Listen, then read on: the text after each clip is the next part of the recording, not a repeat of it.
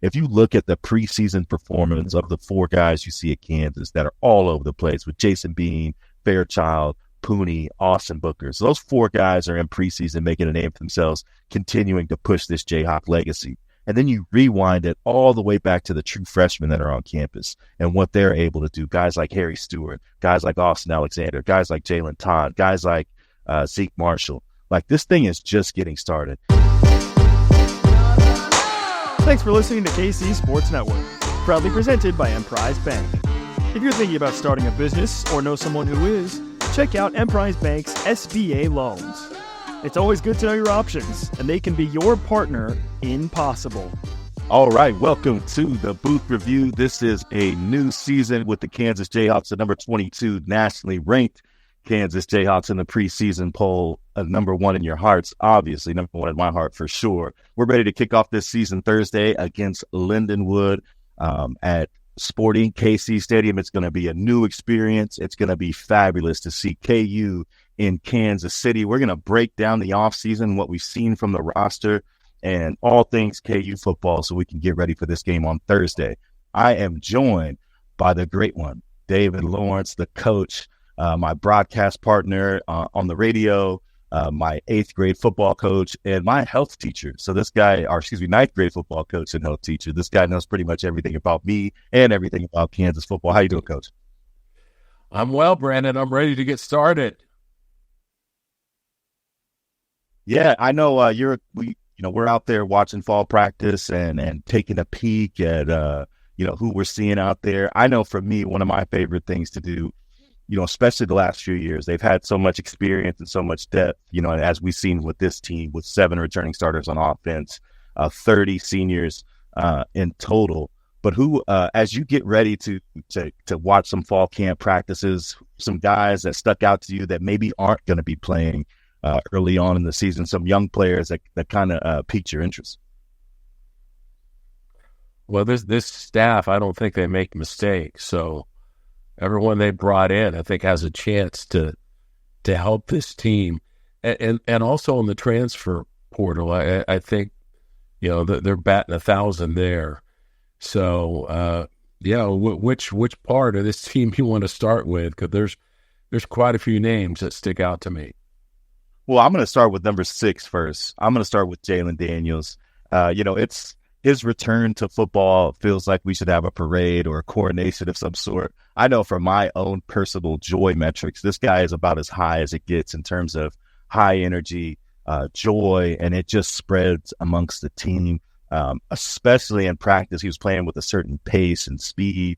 That snap when he releases the football has been there since day one. It just seems to get better and better. What you see from JD in these fall camp practices that got you excited for this season? The magic is back. It was a tough year for him. Back injuries are so difficult because people really don't know what you're feeling. I think, stress is related to those things. He felt bad that he had all the preseason hype. That preseason player of the year honor, that's just a curse almost to every person that gets that. It's so difficult to live up to. And I know he felt like he let his team down. That's my guess. But he has come back 100%. And he looks as good, if not better, than ever. And he's got so many weapons around him. His personality that we have come to know and love. You and I fell in love with him when he was a freshman, and no one knew who this kid out of California was. But we knew he had a zip on the ball. He had a burst. He could sense trouble. He really didn't have a chance. It was a dangerous situation for him, and he's gotten better every year. And I don't think he's going in feeling jinxed about the years past that he has been injured. I think he has a lot of optimism. Like, this can be his year. Obviously, there's a lot riding on this for him and the team. But I completely agree. he's the magic man. The guy behind him has a long list of tangible traits that will make him effective, but no one can replace the magic man. He's got that extra sense and can do almost everything. Absolutely. I couldn't agree more. I think that there was that preseason player of the year hype. It does affect you. Expectations affect you. Especially when you're at a program with little expectations, there's no, not a lot of off-season hype in the previous years that he had been here. And it goes from 0 to 100 in terms of people saying, hey, you're this guy, you're that, this is our, this is our star player. This is what KU football is. And, he has worn that face really well with lots of humility, but there is pressure to perform. And the game that really stuck out to me last year, Illinois, that was a layup. He was his normal self. He was zipping around, juking guys, throwing the football down the field. I thought he was ready for that moment, as ready for that moment as any that I have seen him play. I think the Nevada game is where I started to notice that some of that pressure was just creeping in a bit in terms of like not taking, not taking some options that he would normally take just to get the ball out of his hands, to get the offense moving, kind of holding on and seemingly trying to live up to these expectations per play, which we both know is just not realistic. It's just, you could be great.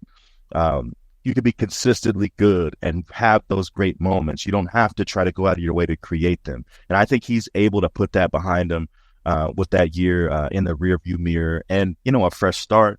I know he's feeling healthy. He looks good. A new coordinator, an offense with some similarities, but some twists and turns that I'll be interested to see how they play out with this roster. But he's just a guy that is so much fun to watch and just has that ability to kind of spread like that joy and that energy throughout the roster. And there's just no way to quantify all the things that he does as a football player. If you looked at, I know his sample size, if you take the 22 season where he played the back half, where he came back from injury, and the seasons that he played early, and then 23, the 2 games he played, they did the side-by-side with him and Michael Penix Jr., who was a star at the University of Washington last year, and the numbers were identical. So this is a guy that if he plays 12 games, he's going to be one of the best players in the country.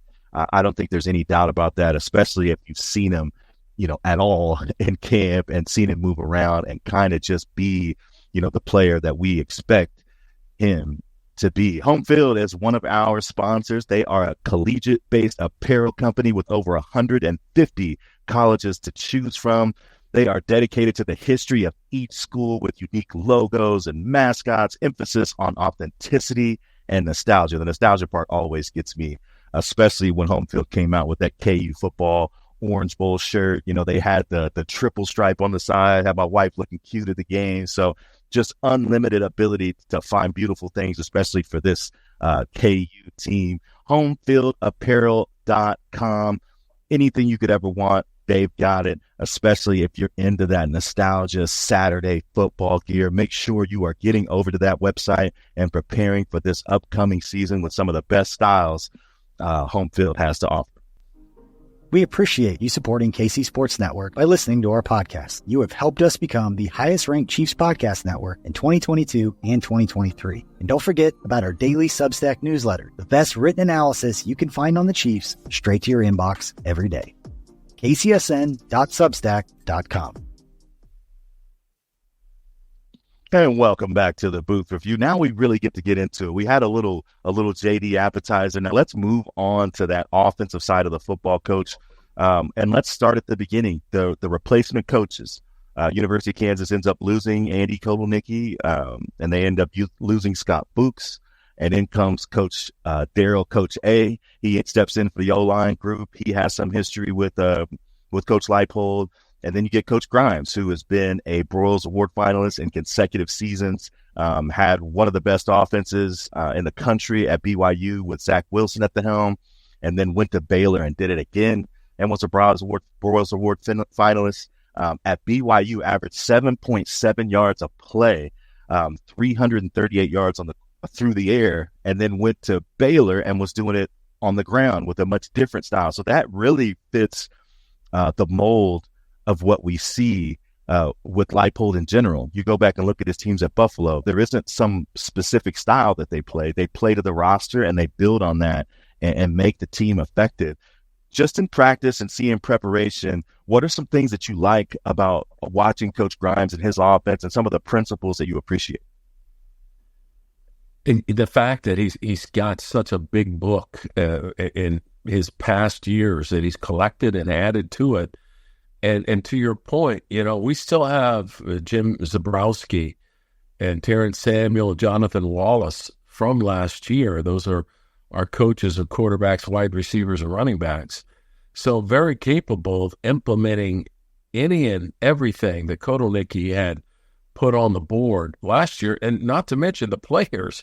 I mean, we've got fourth-year veterans in the receiver room, quarterback room, running back room, everywhere. So very capable of implementing all the things that we made look so easy last year.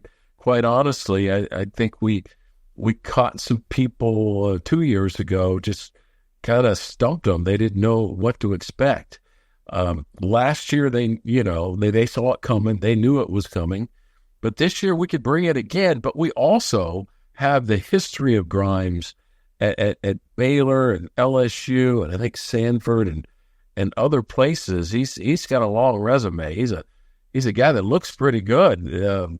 He doesn't look any worse for the wear at all these places he's been. So he's collected so many things to have in his possession, in his playbook that he can roll out there. And one thing that stuck out when I talked to Jeff is he says that he's never implemented so much, in the first 3 weeks is what he did here at Kansas, because this team has so much experience and they're so bought in. That is amazing to hear. That is such a good nugget, because that is one of the things that I know as former players, we watch practice and we always appreciate is the pace. The pace of practice, the amount of people that are getting in, the things that they are getting through has been special since the moment Coach Leipold arrived. So it's nice to see that. It's nice to hear that a coach is actually reaping the benefits from that style and pace as well. What I think about with Coach Grimes is that Baylor team from a couple of years ago, not the one that won the Big 12, but the one where we got down early and Bean kind of let it come back. We ended up losing late. What I remember in that game and in preparation for that game was their ability to get in 3rd and 6 and just run outside zone. Get in, 3rd and 7, and run a run play with a guard pool or a tackle pool to get them in 4th and short. And it was kind of insulting, how they were able to run the football with such consistency and power. And Coach, we're going to start right up front with that offensive line, considering you talked about how good Coach Grimes looked. No surprise he was a left tackle at the University of Texas, El Paso. Coach Lawrence always giving love to the offensive lineman. But what I like about him is the run principles are very strong. And I mean principles in, I think the team will be able to run the ball with physicality more than they have in the past, not just based on personnel, because some of the running back guys are the same personnel. But Coach, talk about this offensive line, and not just the experience, but the size and physicality. And for me, something very unique to the offensive lines that I played for, which were more built by, athletes that put on weight and, kind of were able to, get the job done and scrap and fight. This is a whole different animal lining up in that offensive line, Coach. That's right. And, I think what's different about it is I see a guy that's number 3 on the depth chart in Calvin Clements, a local kid from Lawrence, and he started our last game. Yeah.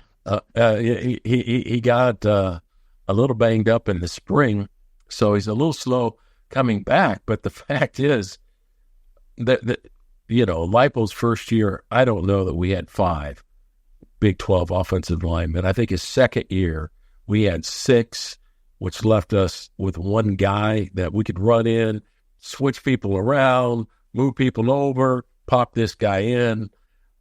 Then someone else gets banged up, and then you reshuffle the deck again. I think last year we had maybe two guys that we could bring in without falling off too much. And granted, I don't know for sure about a couple of guys, but I do love James Livingston in year 3 at Kansas and Dre Dorian. I don't know as much about them, but I've loved watching them practice, and I think they've got a chance. But I'm very confident that Nolan Gorsica, Shane Bumgardner, and Darryl Simmons, who are all listed at number 2, can come in and be effective Big 12 football players. In fact, Bumgardner had, I think he was winning the battle with Bryce Foster, the transfer from A&M, for a couple of weeks. That just shows you how qualified Bumgardner is, because Foster started in the SEC for a couple of years. So more people that we can plug in, not to mention the fact that we continue to have people learn multiple positions, which has been good. We know Michael Ford can play all 3. We know Cable Dew and Brown can switch from left to right, then back to right to left. Kobe Baines and Logan Brown, though, would be the guys that really stepped up their game from a year ago. And, I think Kobe got here so late from Louisville. I think he had, maybe some nicks, as well as Logan Brown, a former 5-star. But those guys are having a great camp and look so solid on the right side. Yeah, I just think that the physicality and just the aesthetic appearance is honestly a little startling from what I'm used to seeing for Kansas football. It is very Glenn Mason-esque in terms of like size and physicality for the offensive line. It's just not something that Kansas has been known for recently. But this, like I said, this history of this program is all changing. It is all being rewritten and redefined by Coach Leipold, and you get to see it every day. You get to see these little reminders that, hey, this is different. There's like a physicality and a pace that just looks a little different. You mentioned Darryl Simmons, being able to be a Big 12 offensive lineman because he's shown it at Iowa State. He was a guy that we went up against. It's a solid player, and it's just I couldn't say enough good things about Kobe Baines and what he has done as a player. But just how he's improved his body. He kind of got here as this, almost looked like a track star playing tackle, just sprinting out and getting out to the outside edges of second-level defenders. And now he's put on weight and slid into guard, and it's good, strong, physical weight. And he's just a guy. I think my favorite thing about this offensive line, too, is that, I have grown accustomed to seeing offensive linemen at the University of Kansas scramble guys, work really hard, fight, leverage, cut a guy off. Bryce Foster is not that kind of player. He's the kind of guy that could step to a nose guard, grab inside those pads, and just hold them. I mean, he is, of all the big physical guys in this program, he's got to be the most impressive. And then just seeing him be able to, take a big, strong physical shade, one technique defensive tackle, and just lock him up and drive him out. And this is a league where you need that. You're going to be playing, Illinois is going to be very physical and athletic and big up front. We've seen, the OUs of the past, Oklahoma State, playing those big shades and 5 techniques. Because talk about the advantage of having a center that you can leave solo on pretty dynamite players. Just talk about the advantage that gives you in the run game. Yeah, we've been playing with undersized centers, and maybe Shane Bumgardner, who is very qualified to come in and play, he might be qualified as an undersized center, but not Bryce Foster, as you mentioned. It's interesting. Kids from Houston, Katy, Texas, and I've known him since the summer, and he was very gassed, and I was kind of teasing. He was, "Hey, you're from Houston. This is nothing." He says, "Yeah, but we don't rep this fast." He says, "The pace, I'm not used to this pace. The pace was killing him." And, I think finally he was able to adjust to that pace and won the job in the last week. But he is a man. I'm sure you remember that Baylor nose guard we went up against couple of years ago who took our guy and threw him about 3 feet because he could. Yeah. He's not going to do that to Bryce Foster. Bryce is he's a big boy. He's a big leaguer. He's gone against nothing but NFL nose tackles in the SEC, and he's excited about being here. But to your point, yeah, he looks a little different out there. Yes, he does. I know as a running back, I would be very pleased to see that kind of person standing in front of me. So we've talked a little about the quarterback. We've talked about the offensive line. The tight ends are, these are the guys that you know.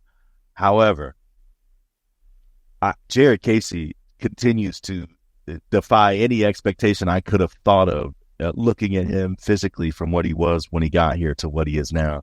His physical improvements have allowed him to kind of continue to build on that athleticism and his ability to block in space. And Trevor Cardell is a guy that we have both loved quite a bit and has just had some unfortunate nicks here and there that have kind of kept him from reaching his full production level. But it seems like these guys are in line to have big seasons, Coach.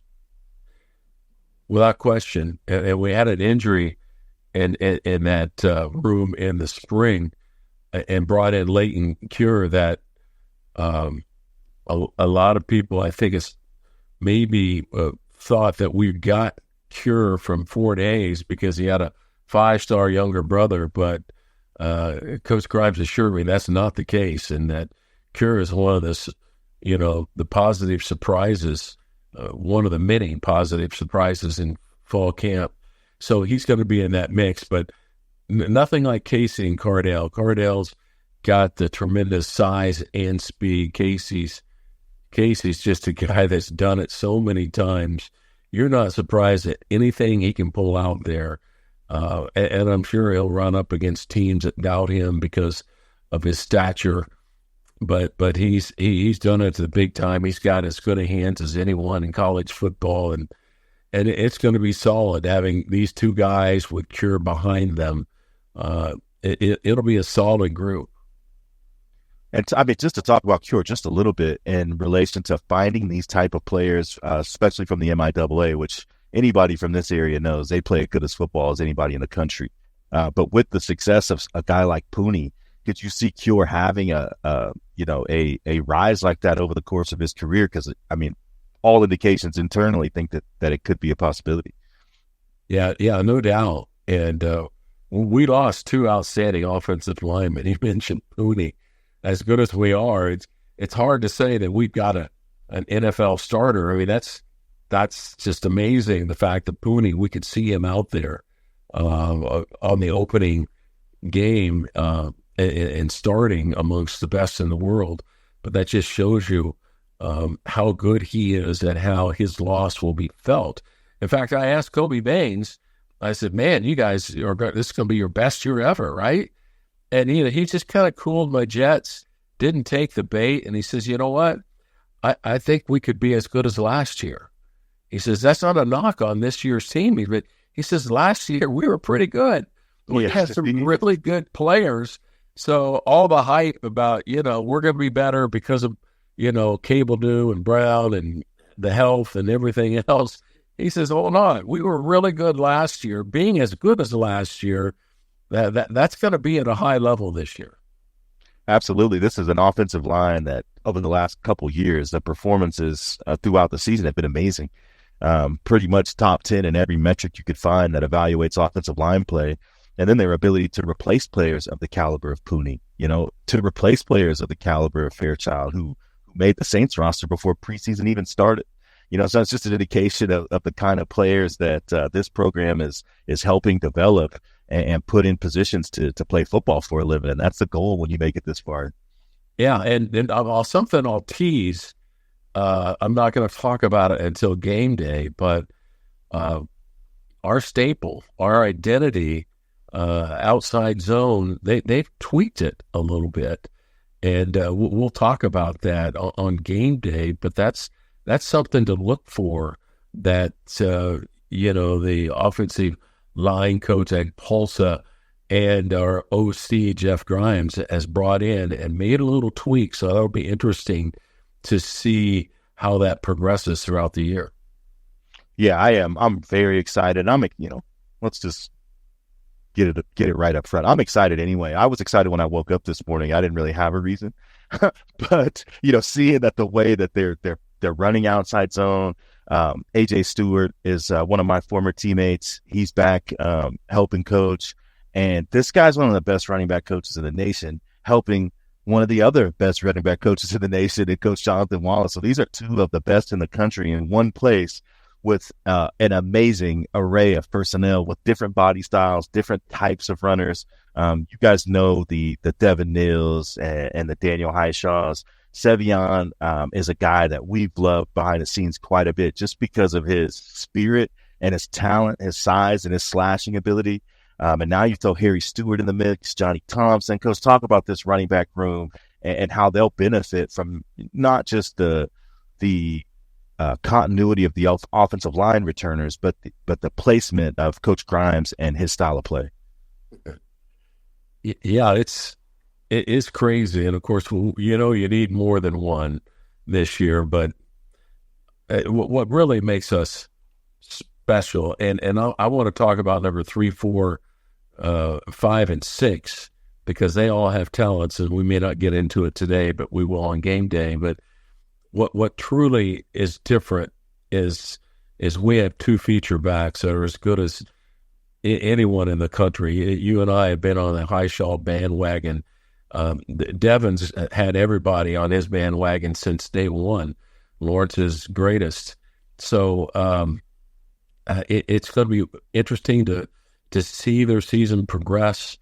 Devin Neal just looks like he gets a little faster every year, but speak to his ability to wait for the hole to open up, and how his maturity has aided his increased speed to make him an elite back. Yeah, I think what it's allowed him to do is make mental choices that affect the defense in a major way, in terms of where his head placement is, where his shoulder placement is, how he's able to manipulate second level players. Because when you're in a zone system, whether it be wide or inside zone, you have to move the pieces with your mind. And that does take time, especially for a guy that was young to start. I mean, the guy just turned 21, so he's still a young developing player. But what he's able to do now is know that he's got that next gear that he can hit. He doesn't have to start at that gear. He can change pace. He can use the depth in the backfield. That was one of my favorite things running zone, was getting the ball getting the ball deep so that I can approach the offensive line without committing. I can approach without committing and then allow the pieces to move in the ways that I want them to, and then hit it with acceleration. Now, I didn't have that kind of acceleration. I was more like a Cadillac Brougham. He's more like a Tesla. Just he's able to get that, move it over a little bit, move that guy over a little bit, boom, and then just hit that seam. So he's just got that. He's got that sports car mentality, but now he's got the efficiency to know when to hit the gas, when to make a guy miss. And I think that's honestly my favorite thing about him. As I have gotten into the last 4 years of watching running backs in person and seeing some of the best ones, we've seen Bijan Robinson, we've seen Breece Hall. And what stood out about them to me, and I'll throw Jonathan Brooks in there as well, from Texas. What stood out about them to me was that at the second level, you didn't have a chance one-on-one. It wasn't a matter of, hey, I'll make this tackle, or we'll get him down, maybe he'll get a couple extra yards. It is, if you don't make this play, this might be a touchdown. And that's something that Devin Neal has put on the consciousness of defenders consistently. And it helps to me. I know that, these guys they don't have big radars and listening to all the noise that's going around.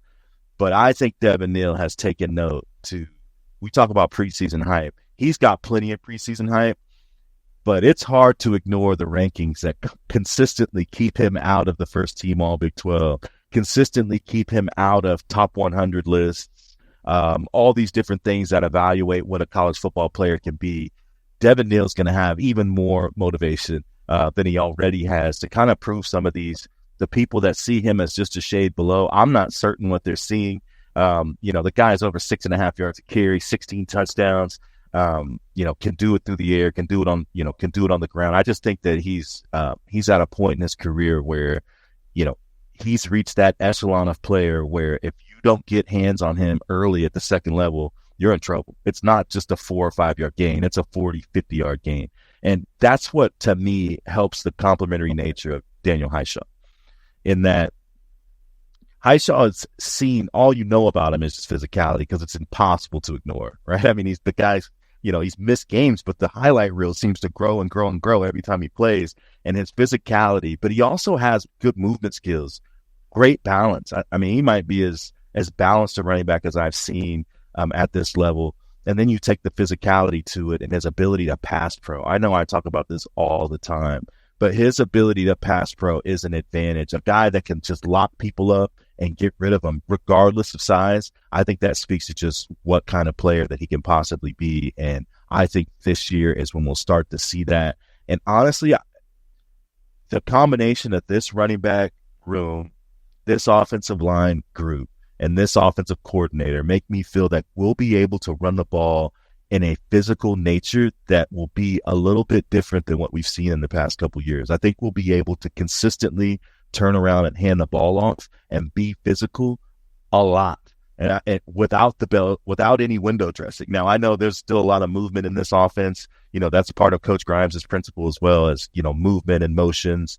And Kansas was, I think, 1 or 2 last year in pre-snap motions, or 1 or 2 in the previous year. So I don't expect that to change, but I do expect that they're going to be able to hand the ball off and dictate the game in a kind of a different way. Quickly on the receivers before we switch over to defense, because there's a lot to talk about on that defensive side of the football. The receivers are, who we expect them to be. The top 3 guys are, consistent as ever. You got Grimm, you got Lawrence Arnold, and you have Skinner. So they're complementary skill sets. They all do the things, all 3 things as well: block, run short routes, run deep routes, win jump balls. They kind of just do it all. But behind them, there's thought of depth too, Coach. With Doug Emilion, who's a guy that we've loved for his blocking ability, that can do more than he's been asked to do as a receiver. And then Torrey Loughlin. I mean, I went to a practice and Torrey Loughlin had a one-handed catch that I had to have my jaw forcibly removed off the turf. Love his move to receiver and his ability to change his body to benefit what that job might be. This guy is the ultimate Jayhawk. I mean, I could spend just this podcast talking about Torrey Loughlin and his selflessness and commitment to the team, Coach. Yes, I remind him every year that he is. Well, you're not an old guy, but to all the generations past that used to play football at Kansas. I mean, he's a favorite. He's so unselfish. He's our best special teams player. He'll be one of the best special teams players in the conference. And as you mentioned, tremendous hands, blocking ability. The guy could even play quarterback if you needed someone, and certainly an effective running back. And maybe the best thing is in the locker room. He's not going to pout when, just because of situations that occurred out there, down distance, what the defense gives us, he may not touch the ball on offense, and he's not going to go in the locker room and pout. And in the days of, egos, NIL, and from your experience, I mean, guys are guys. They get their feelings hurt when they don't touch the ball, and they have a hard time hiding that, right? But not Torrey Loughlin. I mean, he's just going to move on to the next game. Absolutely. Like I said, this could be a whole podcast. I just love the guy. I love his commitment to his football team. And if you think about the origins of where his career started here, it is just fun to think about his progress, his attitude, and his impact on the game. I remember a couple years ago where he was just vital to our offense in 22. And if he was not involved in the game plan, the success level was just going to drop 3 or 4%. Just from him being out there. And like you mentioned, not a matter of whether or not he had the football or if he was running routes, just that he was out there, just that he was able to use his ability to impact football games. And he does it as well as anyone, and I am so excited to watch him get after it this year. Hey, podcast listener, would you like an extra $500? Go to BlueWirePods.com/survey and complete the Blue Wire audience survey about you and your podcast listening habits for a chance to win a $500 gift card. This survey will help create a better advertising experience for audiences and in turn help this show. That's BlueWirePods.com/survey, where all you have to do is answer some simple questions for a chance to win $500. Make sure you read the full terms and disclaimers plus the complete survey for a chance to win. BlueWirePods.com/survey. The link is also in the show notes of this episode. Let's switch over to the defense, Coach. This is a defense that, has been improving steadily every year. They've been able to increase, yards per carry allowed. That has decreased every year over the last 2 years. But they look different physically. They are seemingly as deep as they've always been. In your opinion, from what you've seen so far in the fall camp, what would it take for this defense collectively to take the next step to truly be a championship defense? Because we've seen all the signs that the talent and the ability is there, Coach. Well, and I think you and I visited about this. All the accolades that we just threw on the offense, I think the major storyline of 2024 is going to be the Kansas defense. They have the most opportunity for improvement, right? Because the offense was pretty good last year and the year before. They can still get better, and I think they are going to be better. But defensively, at times we have performed at a high level, and at times we'd have position groups maybe that weren't quite up to what you need when you get through the dog days and into the Big 12 conference, and I think that's the big step, and that's going to be tremendous step for us to take and give us a chance for championships. But I think the defensive line and the linebackers, defensive line maybe because we have new pieces, linebackers just because we've got guys that have gotten so much better. But let's start with the defensive line. DJ Withers is not a new man, but if you look at him, he doesn't look the same.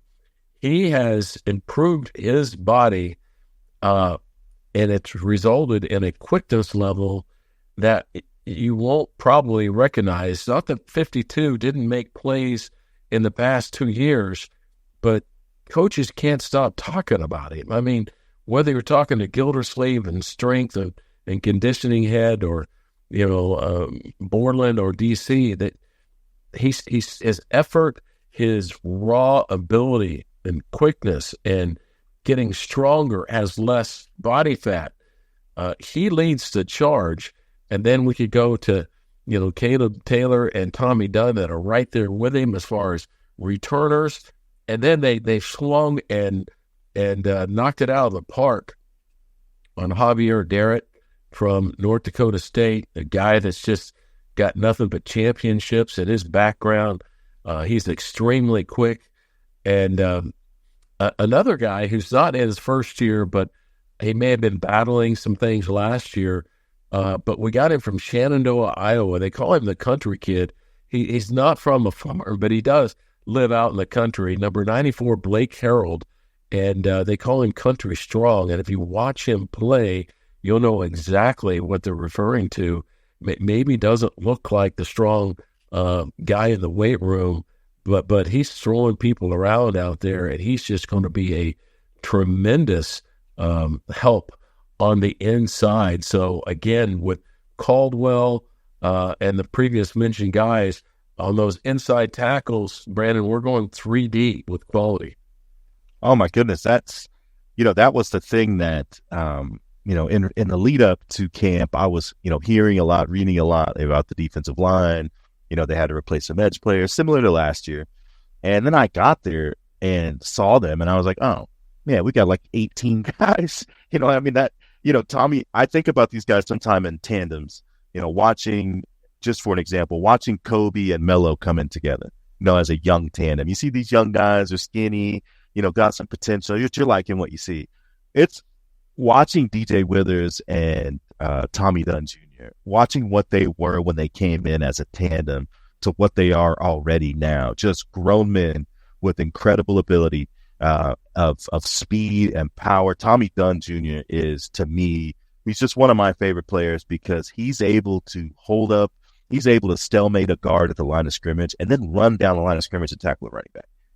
He is not a one-dimensional space eater. This guy can really move and has lots of quickness. And then DJ Withers, last year surprised me. I thought he jumped the starting line and started most of the games last year when I wasn't sure that he had that ability in him. But he obviously proved me wrong and proved his coaching staff right and had an incredible year last year. But now last year it felt like, if he's rushing from that 3 technique and on passing downs, you really liked it. But he had to try different things as a rundown guy, but his ability to kind of just keep on pushing and become a different kind of player, I just love that for him. And I love the way that they've kind of built these little tandems of young players that develop together, that redshirt together, and then become big-time impact players. And that's what we're seeing with Tommy and DJ Withers. But if you move outside one spot, the guys most people want to talk about, are the young cats, the 2 top 25 edge players, and DJ Warner and Dak Brinkley.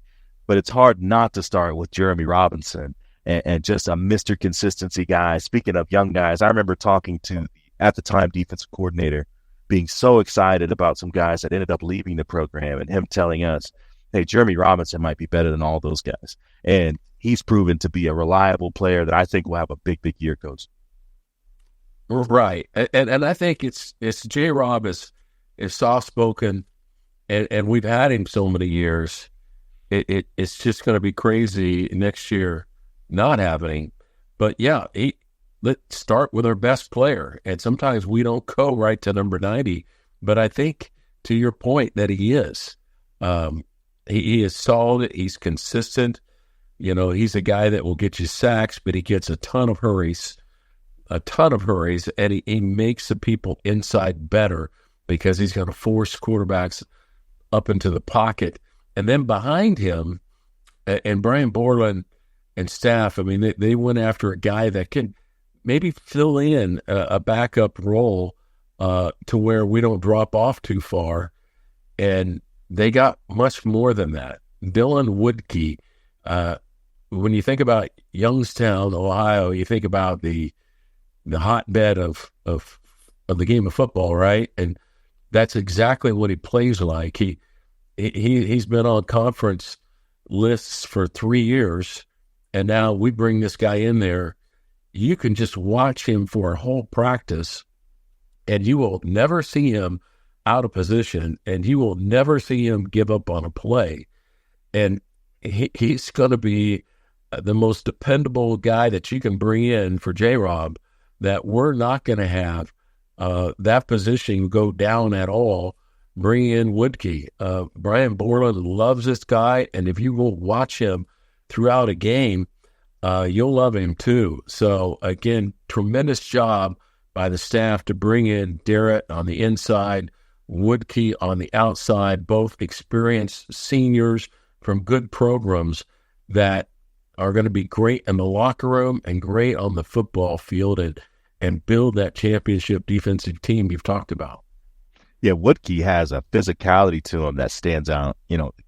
Him hitting pullers or, having a tackle try to reach block him, you better pack a lunch is what I say about Woodkey. That guy he's got a certain amount of physicality and hand placement and effort that he's just not a guy that's ever going to take a play off or be out of position like you mentioned. I came away really impressed with him in the spring. I thought he just had a couple of really strong performances that stood out for the right reasons. Stood out for not only that it was quality, but it's the kind of player that this team needs. A reliable physical player that can also get after the quarterback when he's asked to, that is going to have a big impact on this season. And then, of course, we got to move on to the young guys that everybody wants to hear about. Coach, you've probably seen these two as much as anyone. with Dak and DJ Warner. What have you seen? What have you liked? And what do you think will translate to the season this season?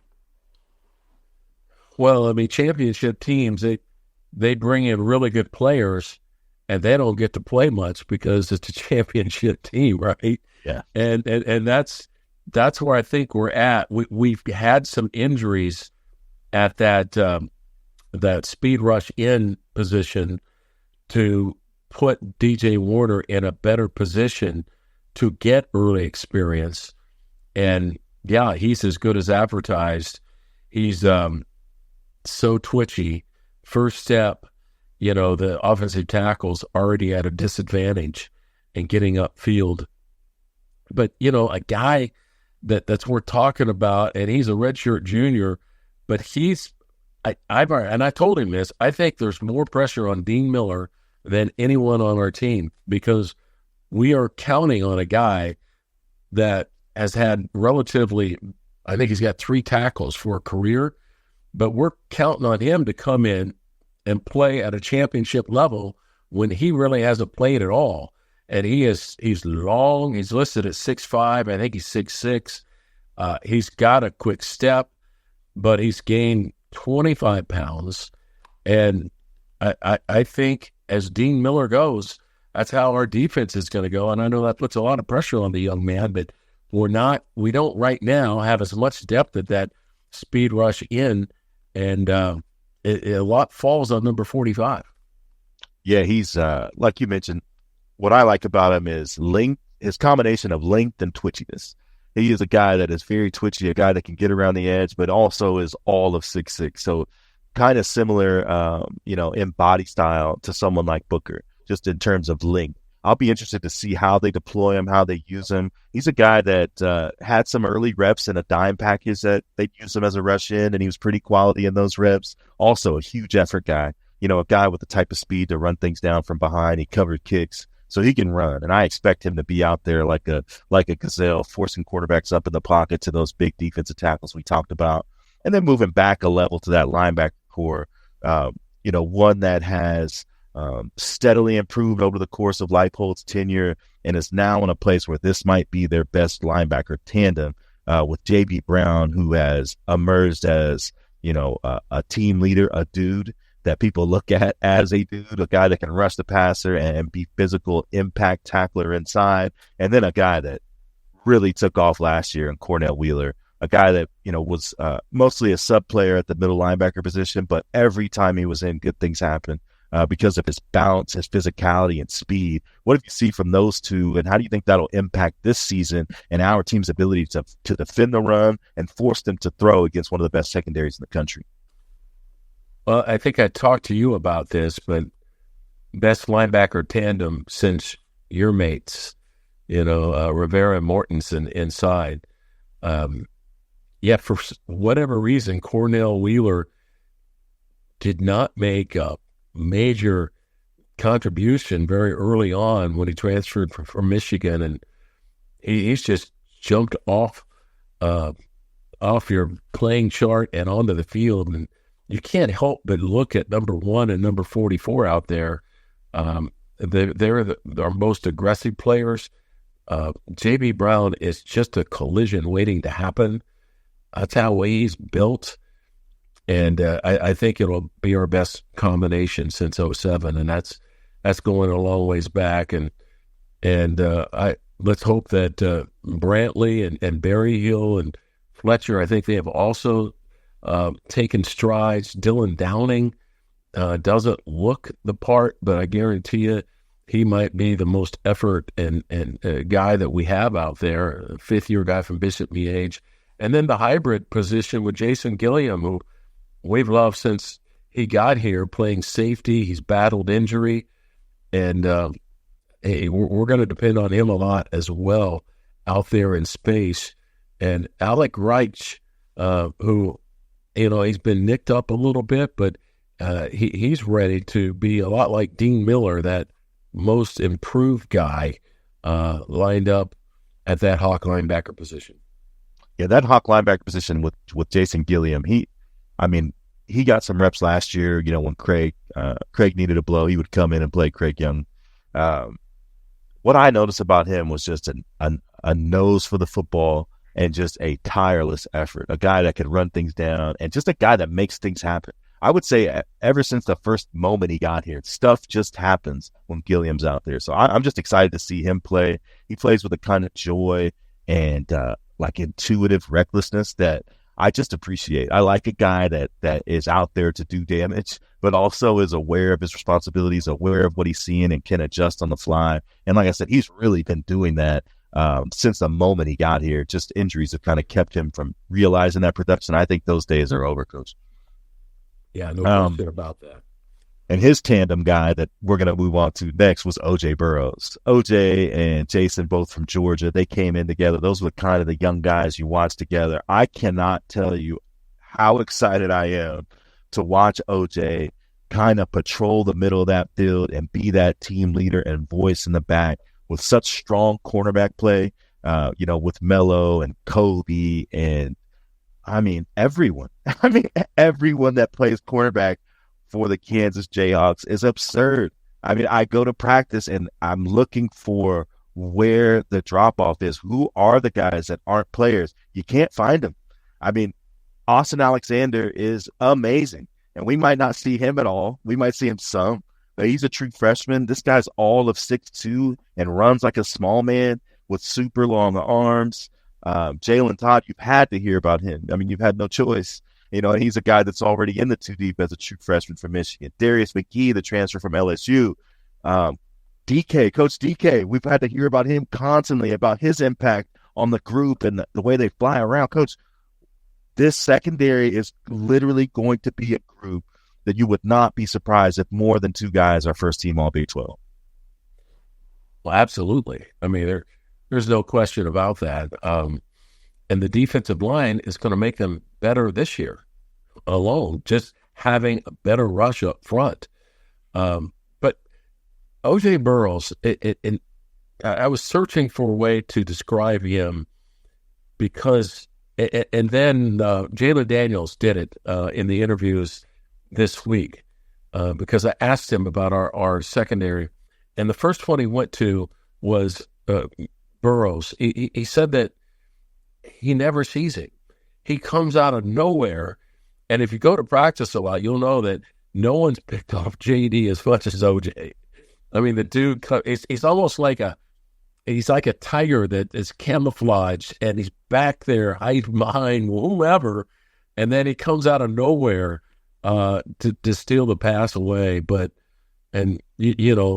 Combined with Melo and Kobe, I've talked to so many people that have just marveled how Melo can read a hitch better than anyone on this earth that they've seen or gone against, and how he studies for long lengths of time and the game and the situation, the personnel, to guess on when it might be a hitch, when it might be a double move, and he guesses right most all the time. And wow, and depth as well. So great argument. Where's our strongest room at?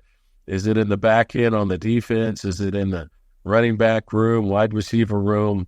It's great to have that many rooms that feature such strong, high-level Big 12 players. Yeah, OJ, to me, throughout the course of his career, he's been brilliant all the time.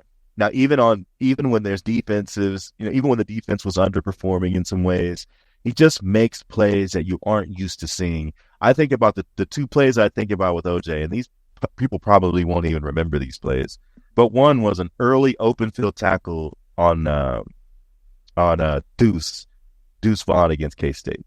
It was an early 3-and-out. It was a swing pass to Deuce Vaughn. I watch preseason games. People just don't tackle him one-on-one. It's hard. He's a little guy. He's fast. He's strong. OJ just 1-2 tackled down. The other one I remember is a boot play. It was at that Baylor game that we mentioned out in Waco, and he was just able to play the ball in the air on a super tall tight end, knock the ball away. forced a field goal and kept us in the game longer than we probably should have been. Also intercepted a ball right before halftime in that game that kept us alive. He's just got a sense of timeliness and leadership that is going to be on full display pretty much every play. And we haven't even talked about Marvin Grant, who was, a Pro Football Focus guy, was one of the best players on the team last year by any metric that you looked at, and just size, physicality, and a ton of playing experience between what he's done here and what he did at Purdue. And you're going to see a back end that is as strong as, we mentioned, the team that I played for, that was Daryl Stuckey, that was Justin Thornton, that was Sadiq Muhammad, Chris Harris, Aqib Talib. There was just 6-7 guys. You could throw them out there. Kendrick Harper. We didn't even get to Kendrick Harper. There was 7 guys that could all do the jobs. They were interchangeable. They were communicative. And that's what I'm seeing with this group. And I would be remiss if I didn't say this. And I know that people that follow me on Twitter are a little tired of hearing it, but this is just the beginning. If you look at the preseason performance of the 4 guys you see at Kansas that are all over the place, with Jason Bean, Fairchild, Pooney, Austin Booker. So those 4 guys are in preseason making a name for themselves, continuing to push this Jayhawk legacy. And then you rewind it all the way back to the true freshmen that are on campus and what they're able to do. Guys like Harry Stewart, guys like Austin Alexander, guys like Jalen Todd, guys like Zeke Marshall. Like, this thing is just getting started. And the difference to me is that as a player on that Orange Bowl team, yeah, we had a lot of depth and we had a lot of talent, but there was a sense of an ending. That I think that next year that Inside Bowl team was just as good as our Orange Bowl team. They just had a tougher schedule. They had to, go to OU and play Texas, just had a tougher schedule. That was the same team essentially, but that did feel like an ending. That felt like an ending. This is pretty much from a preseason perspective, this is the most hype a Kansas football season has ever had, ever, in terms of, team national pundits openly mentioning Kansas as a potential playoff team, as a threat to play in a Big 12 title game, as a pretty much consensus that this team is going to be in the mix. And I'm telling you, if you look at the people that are behind these veteran players, they are promising, just as talented. And we talked about the tandems a lot today. And it's hard not to think about what Kobe and Melo look like as true freshmen versus what Jalen Todd and Austin Alexander look like. And it's nothing against them. They just had a long way to go in terms of who they were as developmental players. And these guys have a long way to go, but they are so much further ahead in terms of physicality and knowledge and stability. And that is a credit to guys like Melo and Kobe, who are able to grow and become players and buy into a new system and play for 2 different coaches and continue to elevate, so that when you do bring in blue chip corners, they got to sit the bench and watch you. And they're going to be better, and they're going to be advanced players as they move forward. But there is a pay it forward that you can see active in that defensive back group, with guys that started from the bottom and really grinded their way to the top, and now are passing on that legacy of work to guys that have a ton of talent behind them. So, this really feels like it's just the beginning, and it is absolutely the beginning. This is our preseason version of the Booth Review. I want to thank David Lawrence for joining us. David's going to be on here a lot because I love talking KU football with him, and he's as nerdy as I am about it. And we're going to have some cool things for you. A special surprise for when we go to the Arrowhead game, something that I'm going to tease as we get closer to those games. It's going to be for the fans. So you got to like, you got to listen, you got to follow, and you got to share. This is the Booth Review. We will see you next week after the Jayhawks take on Linwood on Thursday.